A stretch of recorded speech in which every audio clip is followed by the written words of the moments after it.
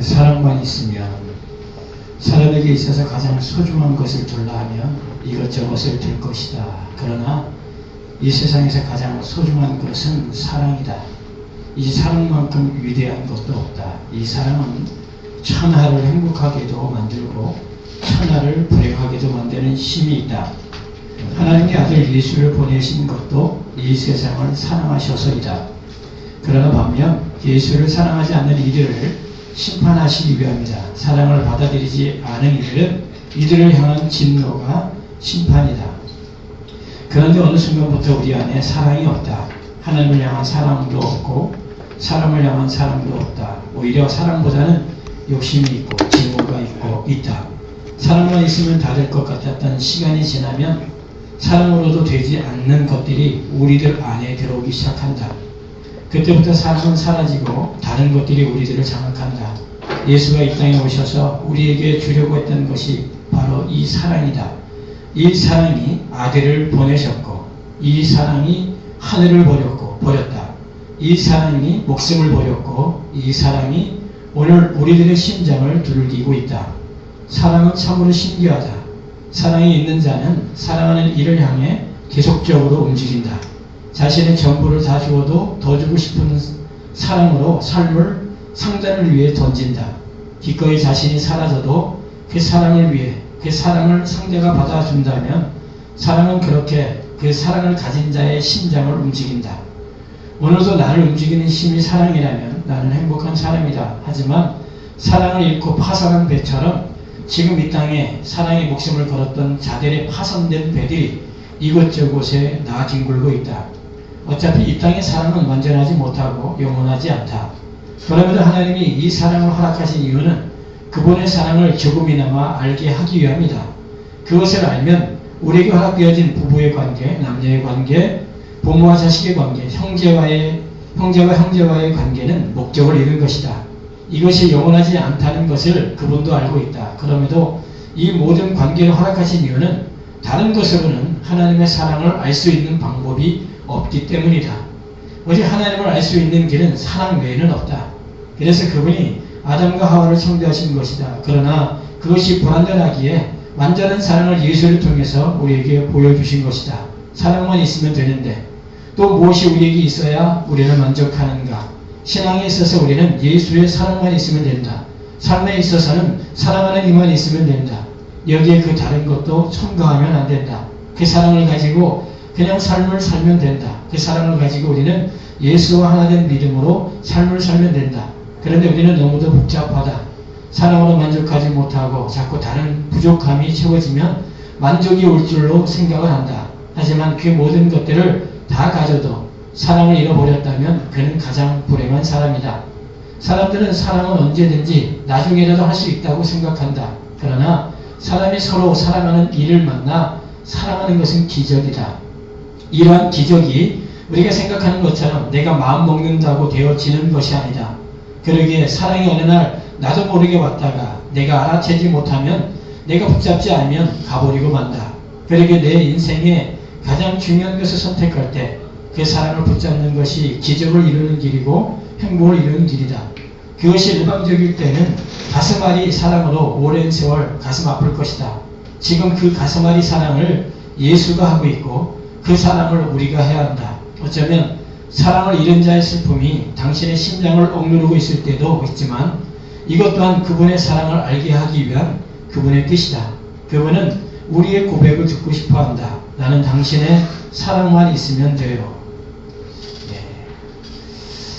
요즘 많이 생각하는 것 가운데 하나가 사랑이에요. 사랑이 도대체 뭐냐? 하나님이 우리한테 가장 절실히 요구하는 것 가운데 하나가 이 사랑이거든요. 사랑이 없으면 모든 것은 소용이 없어요. 하나님과의 우리의 관계가 사랑이 없으면 그 관계는 아무 소용이 없다는 거죠. 왜냐하면 우리 신앙의 완성은 사랑이기 때문에 그래요. 그러다 보니까 제가 오늘 본문의 말씀을 통해서도 사랑은 은혜로 받는 것이라는 주제로 말씀드리고자 합니다. 아담이요, 하나님으로부터 말씀을 들었어요.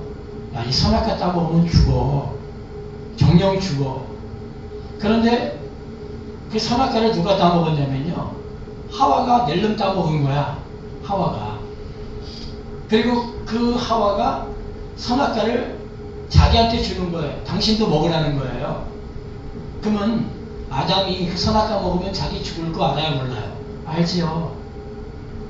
아는데 그걸 먹었다는 거예요. 아담이 맨 처음 하와에게 한 말이 있어요. 그게 뭐냐면, 이는 내 뼈 중에 뼈요, 살 중에 살이다. 너는 나라는 거야. 그럼 너는 나야. 너와 나는 하나야. 너 없이 나는 존재할 수 없어. 라는 아담의 고백이었단 말이죠. 그런데 하와가 선악과를 먹었으니까 죽어요, 안 죽어요? 죽죠. 근데 아담은 아직 안 먹었어, 선악과를. 그럼 안 죽어. 그럼 보세요. 아담이 사랑했던 하와가 죽는 거야. 근데 아담은 하와 없이 영원히 살 수 있는, 아담은 생각했어요. 너 없이 천년을 사느니, 영원을 사느니 나는 너와 함께 하루를 살아도 나는 뭐야? 너와 함께 하겠다라는 게 아담의 선택이었다는 거예요. 그래서 자기가 죽을 거 알면서 아담은 선악과를 먹은 거예요. 뻔히 알면서 먹은 거라는 거죠. 이것이 누구의 사랑이냐? 예수의 사랑이었다는 거예요. 예수가 하늘 보좌를 버리고 이 땅에 오셨어요. 왜요? 우리를 사랑하셔서. 그분이 오시면 뻔히 죽을 거 알면서도 오신 거예요. 여러분 같으면 가겠어요? 뻔히 죽을 거 알면서 가겠냐고. 그런데 사랑은 위대하기에 하더라는 거예요. 자기가 죽을 걸 알면서 예수는 오셨고, 그리고 죽으셨고, 그 죽음을 통해서 이젠 나는 너와 영원히 함께 하겠다라는 것을 우리에게 선언하신 거란 말이죠. 그래서 하나님이 그 사랑을 누구에게, 오늘 저와 여러분에게 그 사랑을 계속 부어주시는 거야. 제발 이 사랑을 알라는 거예요.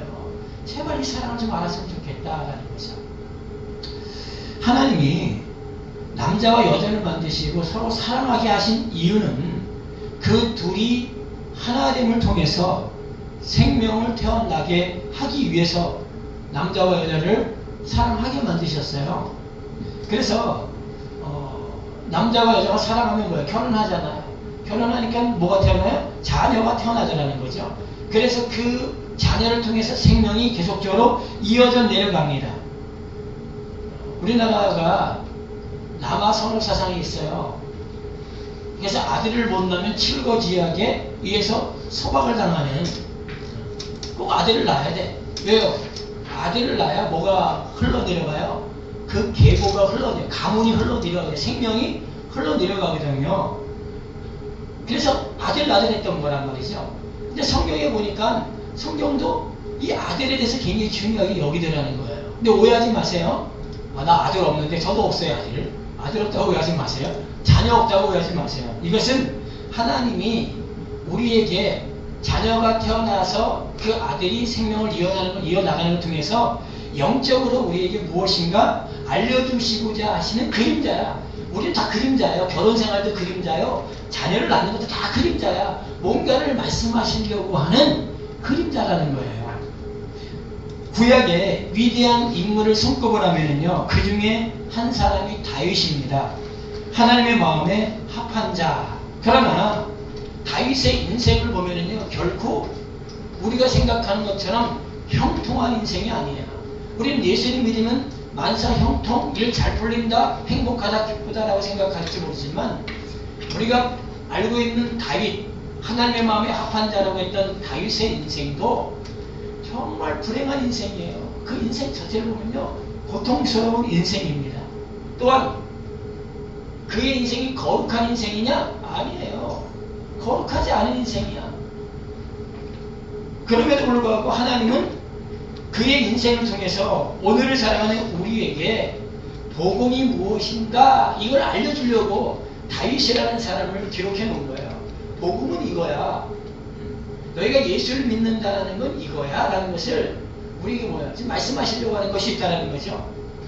오늘 우리가 이 본문에 보면은요, 다윗의 처 바세바가 나옵니다. 바세바. 근데 이 바세바는 원래 다윗의 처가 아니에요. 원래 이 바세바는 햇사람 우리야의 아내입니다. 그런데 그가 다윗의 처가 됐어. 우리아의 원래 남편이 우리아인데 이 우리아의 아내였던 그 밧세바를 다윗이 자기의 아내로 만들었단 말이에요. 그 과정이 사무엘하 11장에 보면은요 나오는데요. 제가 그걸 잠깐 설명을 드릴게요. 다윗이 부하되는 전쟁터에 나가서 지금 전쟁을 열심히 하고 있어요. 싸우고 있는데 다윗은 그냥 왕궁에 있었어요.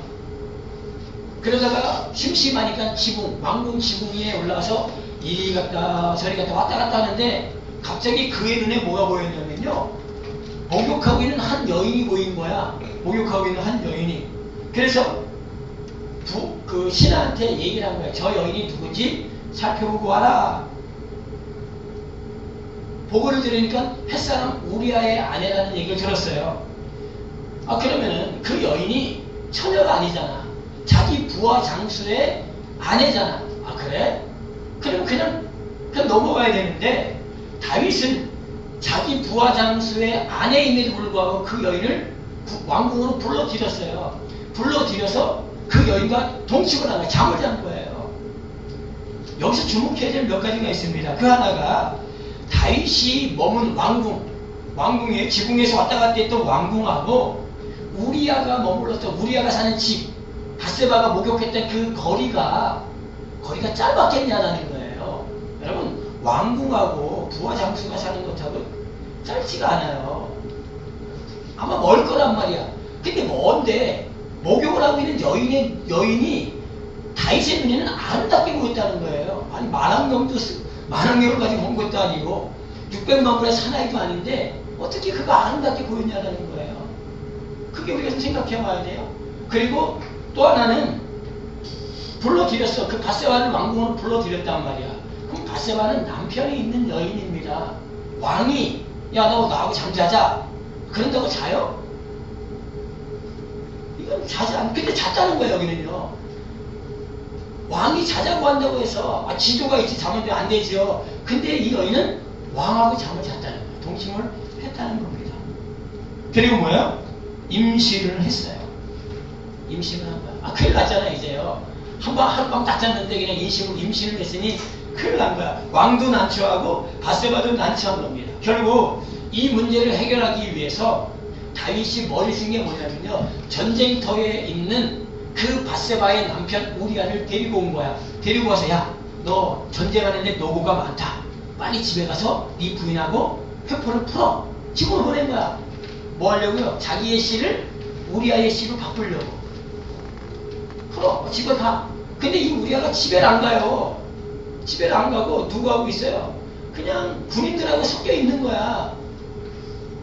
자기의 부하들은 자기의 동료들은 전쟁터에서 피를 흘리는데 내가 부인과 회포를 풀 수 없다는 게 우리아의 마음이야. 난 그렇게 할 수 없다는 거예요. 끝까지 뭐야? 의로 뭘 드러내는 거예요? 우리아는요. 자기의 그 의와 자기의 괜찮음을 우리아는 계속 드러내는 거야. 난 그럴 수 없다는 거야. 이 방법 저 방법 술을 잔뜩 먹여도 안 되고. 그러니까 결국은 다윗이 야 이거 안 되겠다. 그래서 전쟁터에 있는 장군 가장 이 우두머리 장군 요압에게 서신을 써서 보내요. 이 우리아를 가장 전쟁이 심한 극렬한 곳으로 보내서 죽여라. 이 우리아를 죽이라는 거야. 그걸 우리아의 손에 준 거야. 우리아는 자기 죽이라는 그것도 모르고 그걸 가지고 요압한테 갑니다. 그래서 요압이 그걸 보고 결국 우리아를 가장 전쟁터에 극심한 전쟁터로 보내가지고 요압을 죽여요. 아니 우리아를 죽입니다. 그가 죽자 우리아가 죽었다는 소식을 듣자 다윗은 우리아의 아내였던 밧세바를 궁으로 데리고 와서 자신의 아내를 삼아요. 그리고 얼마 있다가 그 밧세바가 아들을 낳습니다. 그런데 그 아들이 낳은 지 1회 만에 7일 만에 죽어요. 이 과정을 지난 다음에 누가 태어나요? 오늘 우리가 읽은 본문에 솔로몬이 태어나는 겁니다. 그런데 이 솔로몬을 하나님이 사랑하셨다는 겁니다. 그리고 나중에 그가 다윗의 뒤를 이어서 왕이 되었습니다. 사실 여러분 보세요. 솔로몬은 왕이 될 수 있는 자가 아니에요. 왜냐하면 솔로몬 말고도 그의 위에 형이 6명이나 돼요. 형이 6명이야. 그리고 조금 전에 솔로몬이 먼저 태어나기 전에 먼저 죽은 아들 있잖아요. 그러면 형이 총 7이었어. 형이 총 7. 그러니까 왕이 될 수 없는 솔로몬이었음에도 불구하고 그러한 그가 왕이 됐다는 것은 철저한 하나님의 은혜였다는 거예요. 철저한 하나님의 은혜. 여기서 굉장히 중요한 게 있어요. 솔로몬은 그러면 총 몇 번째 아들이에요? 총 8번째. 제가 이 얘기를 굉장히 많이 했죠? 7과 8에 대한 부분.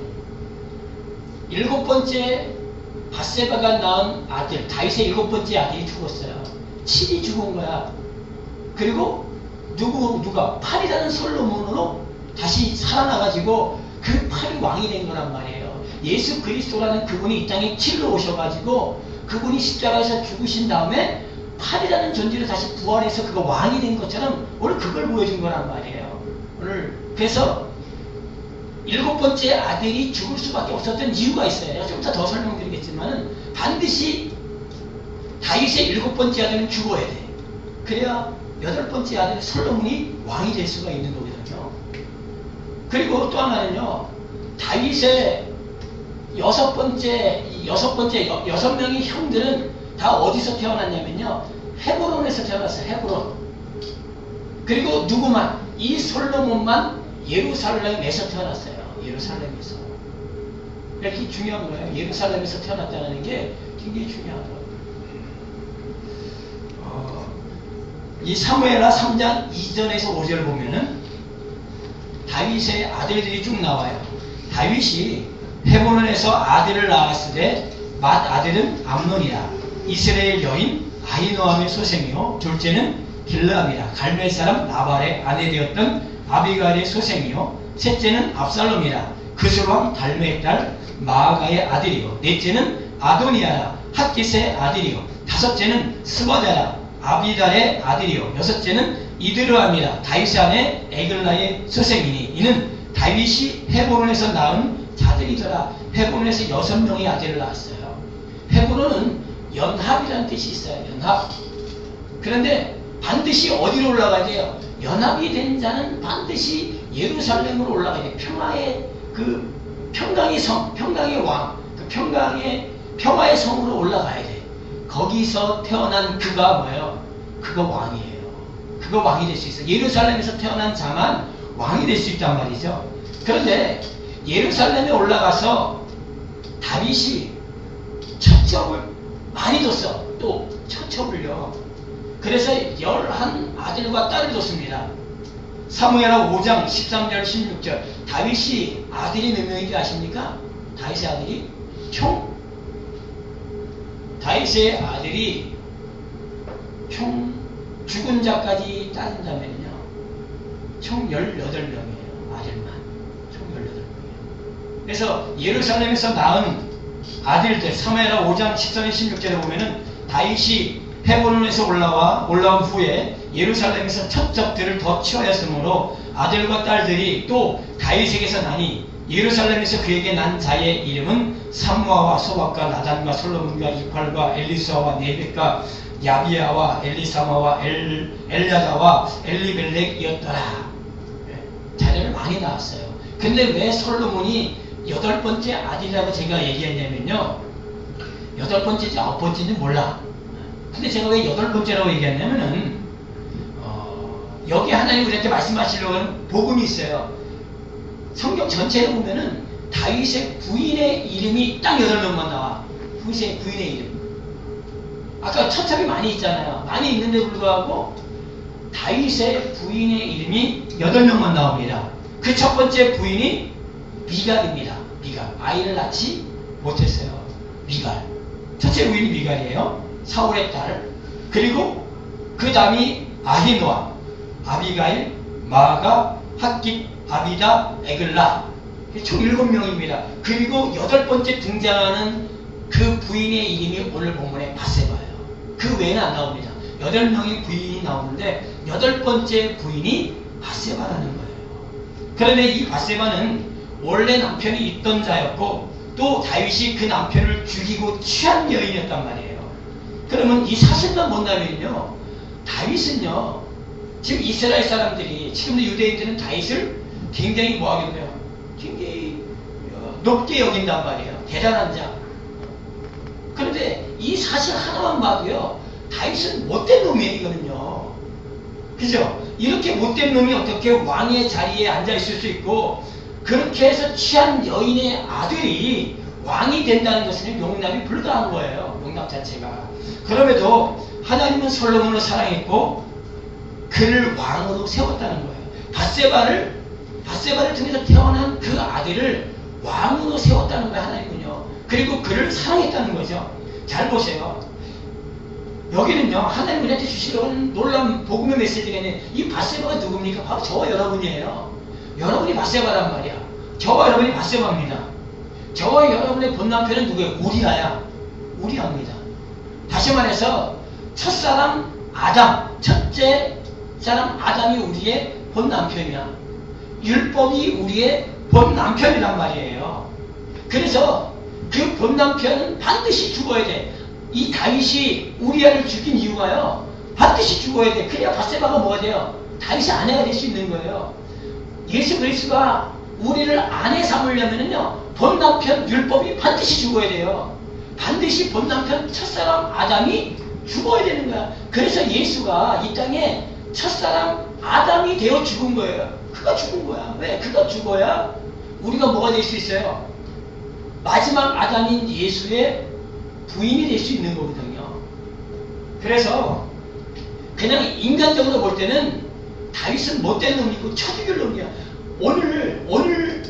오늘날로 봐도요, 이런 사람은요, 정말 말 그대로 뭐야, 용납 자체가 불가한 겁니다. 그런데 율법이 있었던, 다윗의 시대가 율법 시대란 말이에요. 율법이 있었던 그 시대에 다윗이 저질렀던 죄는요, 이건 용납 자체가 불가하고 율법에 의해서 반드시 돌 맞아 죽어야 되는 존재야. 그런데 다윗이 안 죽었어요. 안 죽었다. 왜요? 그가 하나님의 사랑과 은혜를 받고 있어요. 그는 뭐에 대한 모형이에요? 그는 복음의 모형이었기 때문에, 예수의 모형이기 때문에 죽을 수 없는 거예요.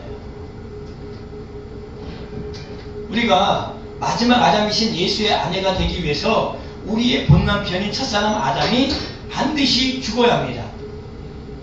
그래서 하나님이 이 다윗의 요 사건을 통해서 우리가 어떻게 구원을 받는가, 우리가 어떻게 하나님의 사랑을 받는가 하는 것을 우리한테 보여주는 겁니다. 결국 예수 그리스도에 의해서 율법이 죽임을 당하고, 그래야 우리가 그 안에서 해방이 되어서 왕이신 예수와 하나가 될 수 있는 거거든요.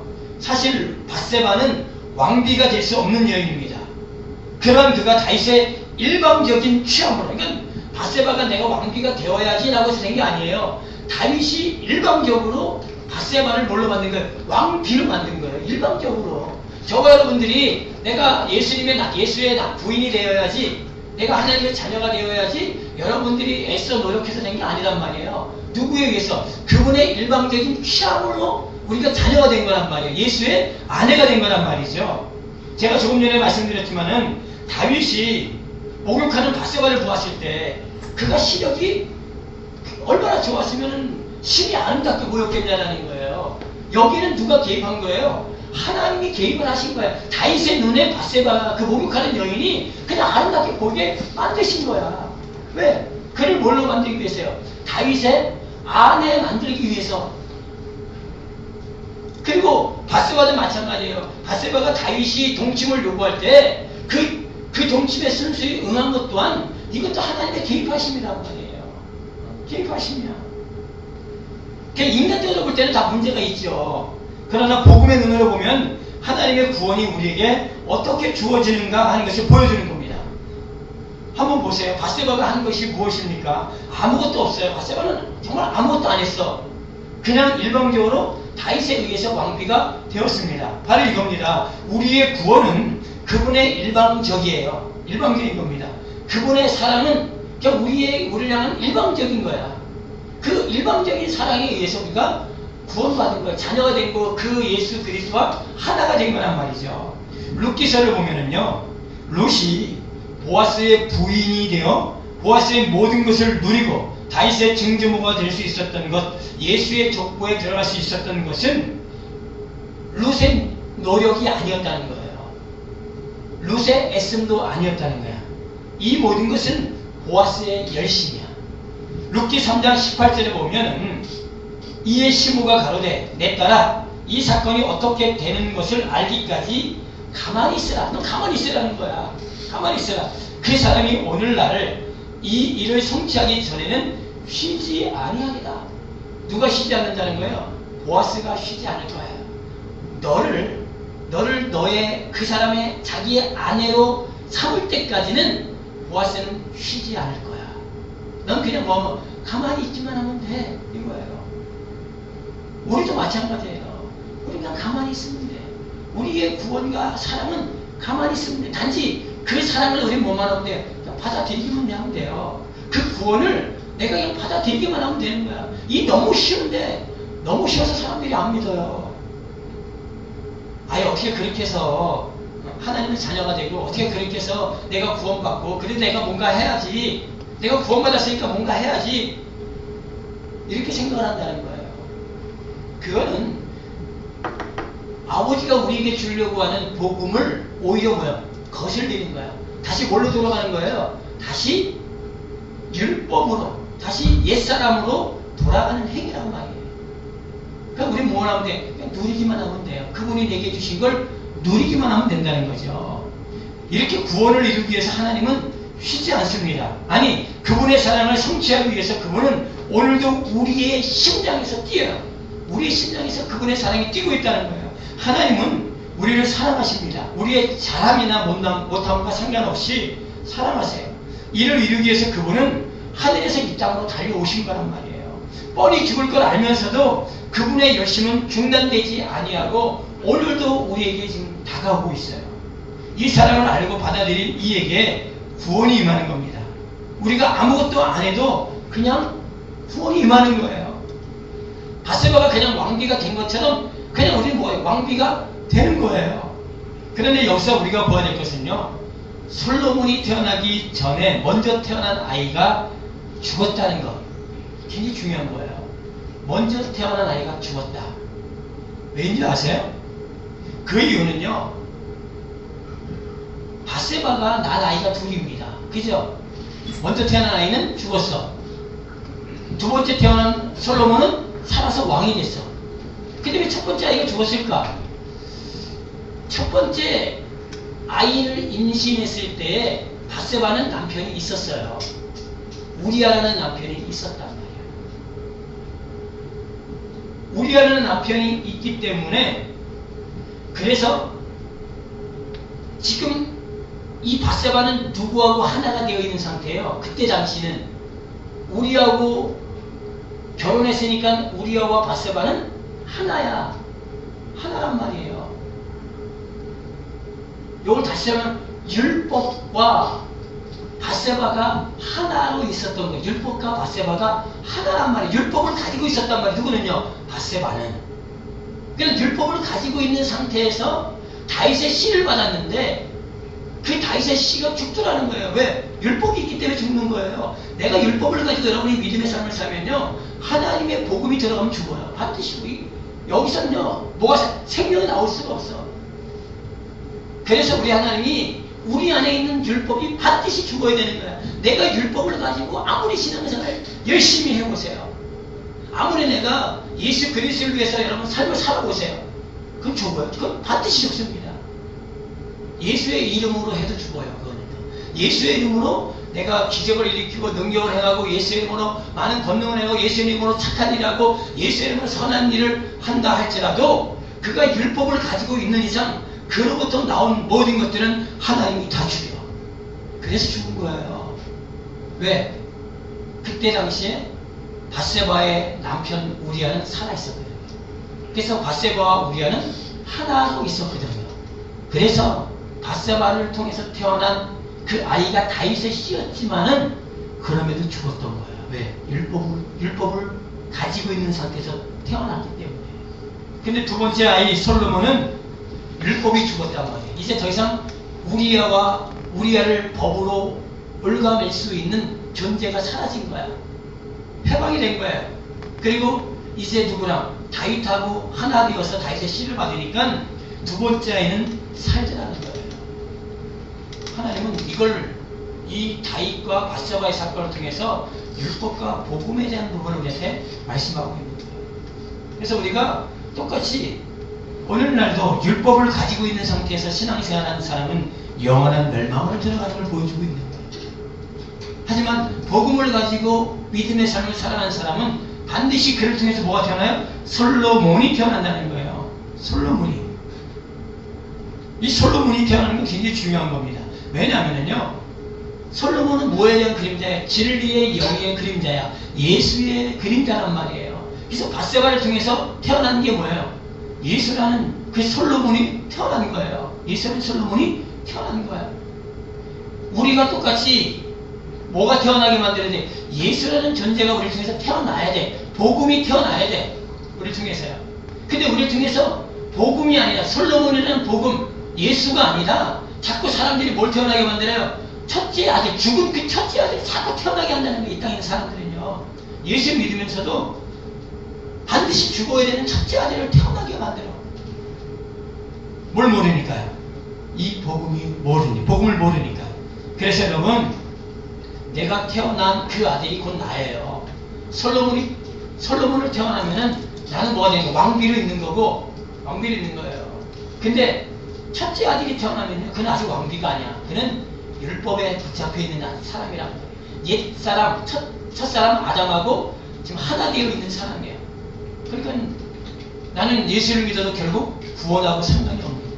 예수를 믿어도 영원한 생명하고 상관이 없는 그런 삶을 살아가는 거란 말이죠. 그래서 오늘 밧세바를 하나님이 다윗의 부인으로 만들고 왕비로 만들고 밧세바가 태어난 그 솔로몬을 하나님이 사랑한 이유는 오늘 저와 여러분들 얘기하고 있는 게 저보다 아무것도 안 해도요, 우리 안에 뭐만 가지고 있으면요, 예수와 내가 하나 되어 예수의 생명을 가지고 있으면은 내가 아무것도 하지 않아도 그냥 사랑하셔. 솔로몬이 딱 태어났는데 뭔가 많은 일 했어요? 아무것도 안 했잖아. 아무것도 안 했는데 그냥 하나님이 사랑하셨다는 거야. 나단 선지를 보내서 여디기야, 내가 사랑한다, 내가 기뻐한다, 그냥 말씀하신 거예요. 아무 한 거 없어도. 이게 하나님이 오늘날 우리에게 주려고 했던 복음이요, 이것이 우리에게 주려고 했던 하나님의 사랑이요, 이것이 하나님이 우리에게 주려고 했던 구원이란 말이죠.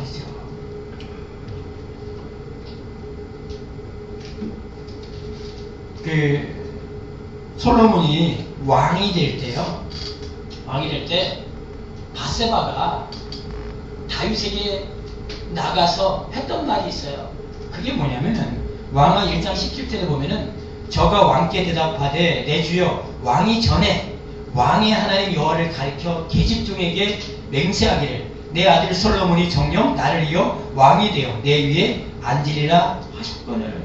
예, 밧세바는 자기 아들 솔로몬이 왕이 되는 그것을 그냥 나가서 내 아들을 왕 삼아주세요 라고 얘기하지 않고, 당신이 전에 내게 약속하지 않았습니까? 그 약속을 가지고 나갔단 말이에요. 다윗이 그 약속을 듣고 뭐합니까? 그 솔로몬을 왕으로 삼아요. 그래서 우리가 왕이 되는 것, 우리가 구원받는 것, 우리가 하나님의 사랑을 받는 것은요, 내가 사랑해주세요, 내가 날 구원해주세요 라고 해서 되는 게 아니에요. 우리는 뭘 붙잡는 거예요? 그분이 내게 하신 복음의 언약을 그냥 붙잡으면 돼. 그래서 제가 계속 말씀드려요. 하나님이 여러분에게 주신 이 사랑, 이 언약, 내가 너한테 준 이 믿음, 그걸 계속 뭐하라? 보존하라는 거예요.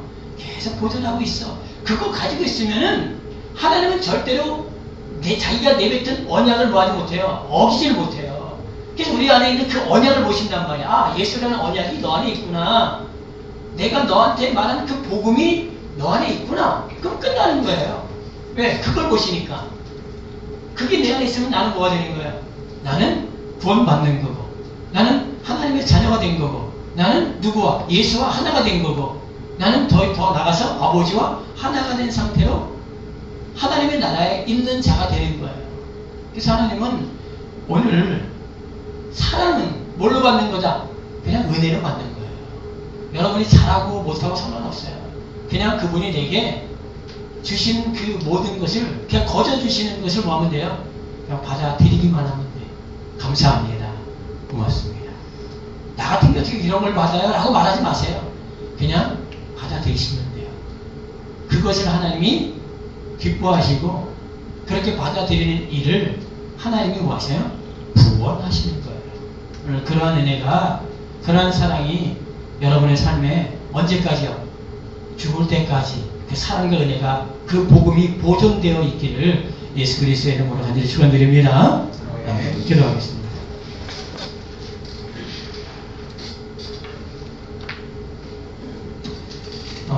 그래요.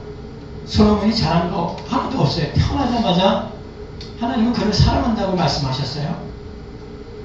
그리고 바세바도 마찬가지예요. 왕비가 될 수가 없었던 그가 다윗의 일방적인 일을 통해서 그는 왕이 됐어요. 왕비가 됐어요.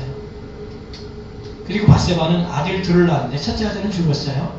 왜냐면 첫째 아들은 율법과 하나 되어 있는 상태에서 태어난 아들이기 때문에 죽은 겁니다.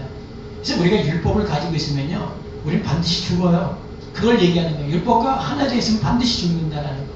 그래서 율법이 죽어야 돼요. 반드시 우리 안에 율법이 죽어야 됩니다. 첫사람 아담 죽어야 됩니다. 그래서 이제 예수 그리스도의 그 복음, 은혜와 하나가 되어야 나도 살고요. 그리고 솔로몬이라는 예수를 우리가 태어나게 만들 수 있어요.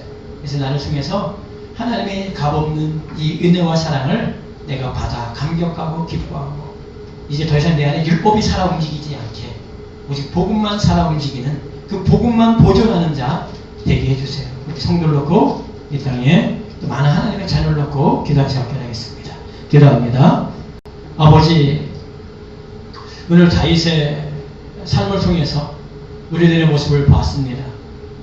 다윗이 바세바라는 여인을 자신의 아내로 맞아들이기 위해서 그가 했던 모든 행동, 인간적으로 볼 때는 도저히 용납이 되지 아니하는 행동이었습니다. 하지만 하나님은 그걸 통해서 우리에게 주어진 그 복음, 그 은혜, 그 사랑이 아버지 어떻게 주어졌는가를 말씀하셨습니다. 아버지, 바세바가 다윗의 씨를 가졌지만은 그가 율법의 모형인 우리아와 하나 되었을 때는 그의 아들이 죽었습니다. 그렇습니다. 아버지 하나님, 우리가 율법을 가지고 있는 이상 우리는 반드시 죽습니다. 아무리 예수를 믿어도, 우리가 예수의 이름으로 많은 일을 해도 반드시 멸망입니다. 그래서 오늘 7번째 아들이었던 그 아들이 죽임을 당한 것이었고, 이제 드디어 우리아라는 그 율법의 남편이 죽자, 이제 복음의 아버지, 복음을 받아들인 이 바세바가 아버지 솔로몬을 태어나게 했고, 결국 솔로몬으로 아버지 왕이 되게 만드심을 통해서 우리가, 너가 바세바요, 네가 솔로몬처럼 왕이 될 거고, 네가 너를 통해서 솔로몬이라는 예수가 태어나야 됨을 분명히 말씀하셨습니다. 죽은 자가 태어나지 않게 하옵소서. 산자 솔로몬이 태어나는 그런 하나님의 자녀로 우리가 살기를 원합니다. 아버지 하나님, 우리 성도분들이 복음을 깨닫는 은혜, 복음에 눈이 열리고 귀가 열리고 마음이 열리기를 원합니다. 우리의 자랑과 상관없이 우리는 그냥 언약만 붙잡고 그 언약을 보존하며 살아가는 자 되기를 원합니다. 이것이 내 힘으로 되지 아니함을 고백합니다. 오직 아버지와 하나 된 자, 예수와 하나 된 자, 진리의 영과 하나 된 자만이 아버지 이 복음을 온전히 깨닫고 할 수 있사오니, 이 성도분들이 이 온전한 복음을 깨달을 수 있도록 그 말씀을 듣고 또 들어서 아버지 깨닫는 은혜 있게 하여 주옵소서. 이 땅에 많은 하나님의 자녀들이 아직도 그 법에 갇혀서 지금도 살아가고 있는데, 그들이 속히 그 바벨론에서 나와 그 율법에서 나와 복음으로 오는 귀한 은혜가 있게 하옵소서. 아버지의 열심히 이 일을 이룰 것을 믿습니다. 오늘도 우리를 사랑하신 아버지를 찬양하며 예수 그리스도의 이름으로 기도합니다. 아멘.